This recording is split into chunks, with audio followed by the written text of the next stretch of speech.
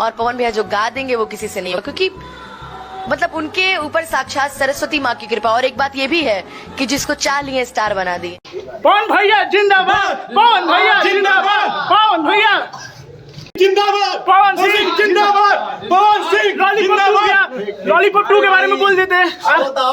बहुत thank you भैया, thank. आप भैया ये कि देखिए, मैं मुद्दे पर पूछ रहा हूँ। एक इंटरव्यू है जिसमें अक्षरा सिंह ने ये बोला है कि भोजपुरी के बेस्ट सिंगर खेसारी लाल है, बेस्ट एक्टर खेसारी लाल यादव है। इस पर आप क्या कहेंगे? मतलब पवन सिंह इसको जो लगता है, अब ये जनता जानती है, पब्लिक जानता है, सबको पता है। अच्छा, कौन बेस्ट सिंगर। तो लॉलीपॉप 2 हमें कब तक देखने को मिलेगा? ये बहुत जल्द मिलेगा। अच्छा। बहुत जल्द।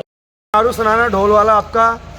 हम पवन सिंह के सॉन्ग बहुत पसंद करते हैं। ये भोजपुरी के बादशाह हैं, सुपरस्टार हैं। हम इनको बहुत पसंद करते हैं और इनकी गायकी को, इनके जोर। अक्षरा सिंह आई थी, उन्होंने एक न्यूज इंटरव्यू में कहा था कि पवन सिंह बदनाम कर दी पवन सिंह को।